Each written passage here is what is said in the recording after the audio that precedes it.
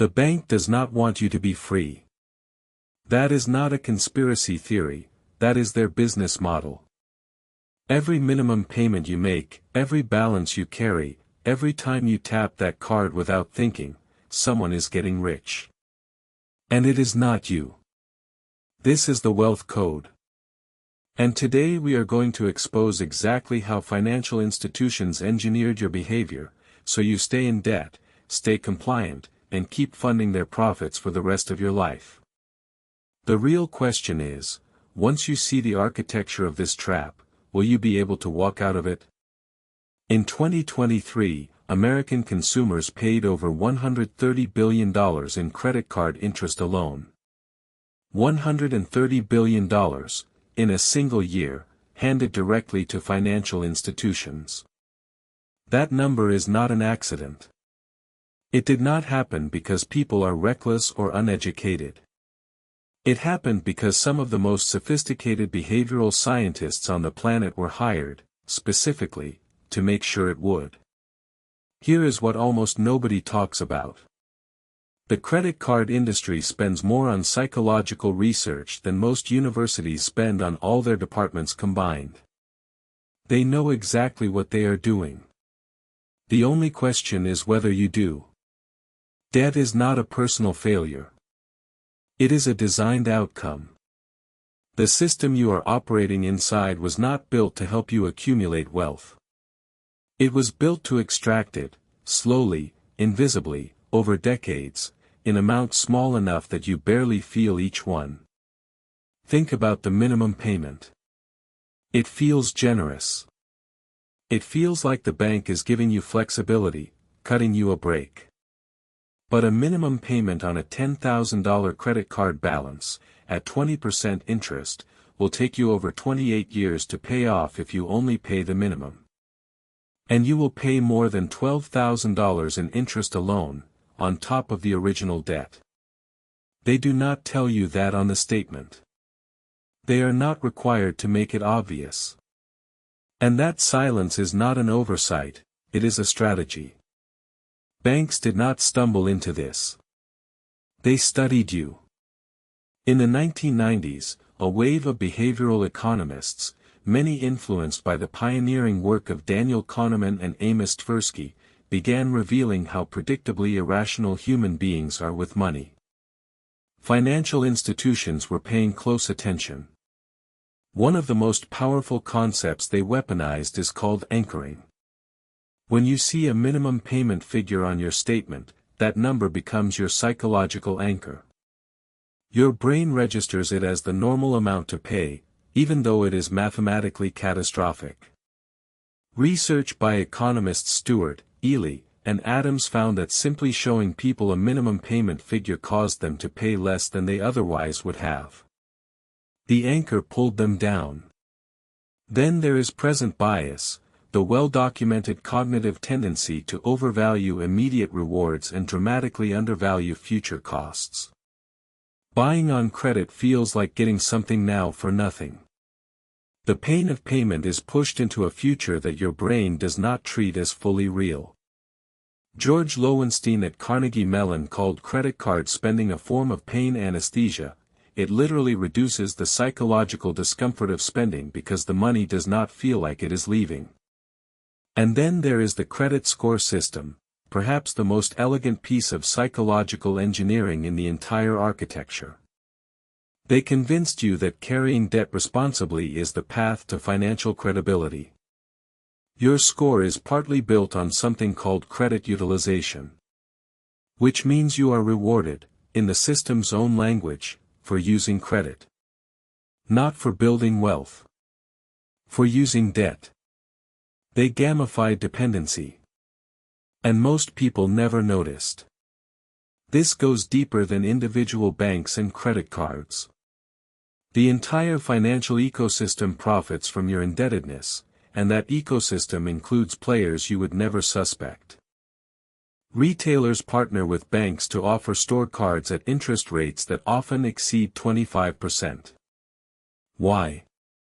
Because a customer who finances their purchase is worth 2 to 3 times more than one who pays cash. The purchase price is just the beginning of what they extract. The credit bureau industry, Equifax, Experian, TransUnion, sells your financial data as a product. Your debt behavior, your payment history, your credit searches, packaged and sold to lenders who use it to make more precise decisions about how much they can charge you. You are not their customer. You are their inventory. And then there is financial education, or rather, the deliberate absence of it. A 2021 study by the National Financial Educators Council found that a lack of financial literacy cost Americans an average of $1,389 per person in a single year. Multiply that across 260 million adults.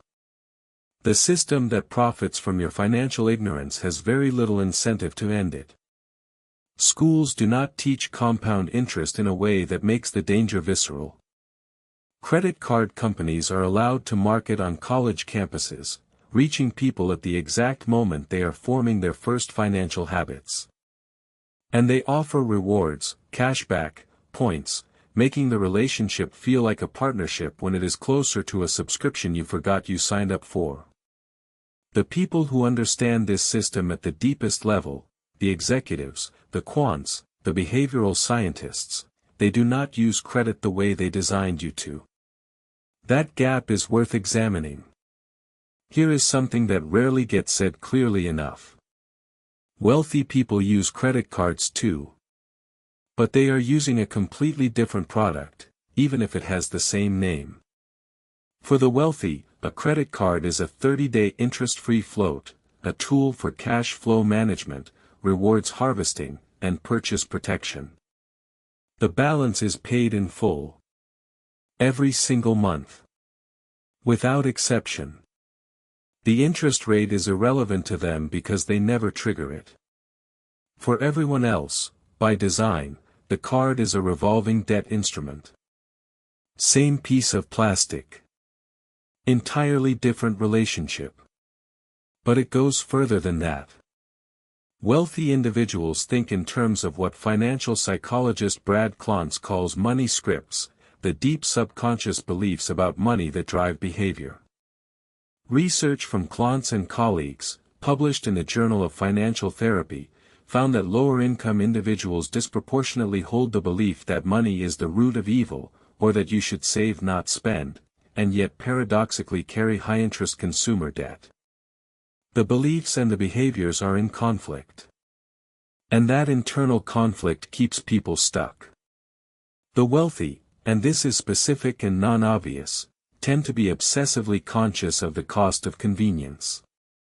They understand that every financial product sold to you as a convenience has a margin built into it, and that margin flows up, not down. They choose friction. They choose slower, more intentional transactions. They see the minimum payment not as an option, but as evidence that someone is trying to take their money. They also talk about money differently. In households with generational wealth, financial literacy is a dinner table conversation. Not a school subject. It is transmitted as culture, which means it compounds across generations the same way interest does. This is not about cutting up your cards. That is theater. This is about rewiring the relationship.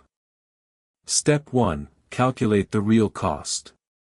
Go to your most recent credit card statement and run the numbers at minimum payment only. Most banks are now required to show you a version of this. If they do not make it obvious, calculate it yourself. When you see 28 years and $12,000 in interest on a $10,000 balance, something in your psychology shifts. You need to feel that number, not just know it. Step 2. Separate your cards by function. If you carry a balance, stop putting new spending on that card immediately. You cannot pay down debt and add to it at the same time. That card is now in a drawer. Its only job is to get paid off. Your daily spending, if you use a card at all, goes on a card you pay in full every month. This creates psychological and financial separation between debt reduction and daily life. Step 3. Attack the anchor. Set up an automatic payment, not the minimum, and not just a round number, but a specific, calculated amount that pays the debt off in 12 to 18 months. Automate it so the decision is made once. Behavioral economists call this a commitment device. You are removing the monthly decision, the moment where present bias always wins, from the equation entirely. Step 4. Audit your relationship with money, not just your budget.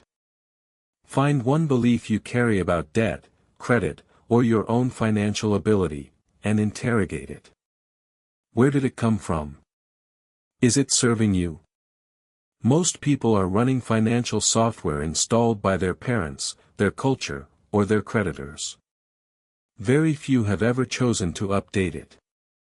The bank did not trap you with a credit card, they trapped you with a feeling, and the card was just the delivery mechanism. The architecture of debt is not visible because it was designed not to be. But now you have seen some of it, and you cannot unsee it. The minimum payment is not generosity. The credit score system is not neutral. And the absence of financial education in your schooling was not an accident. This is the Wealth Code, and we publish a new video every single day, because the gap between what you were taught about money and what you need to know is vast. We are closing that gap, one uncomfortable truth at a time. If this shifted something for you, subscribe, because tomorrow we go even deeper. And if you want to keep going right now, watch our video on how compound interest works for the wealthy and against everyone else. The mathematics will change the way you see every financial decision you make.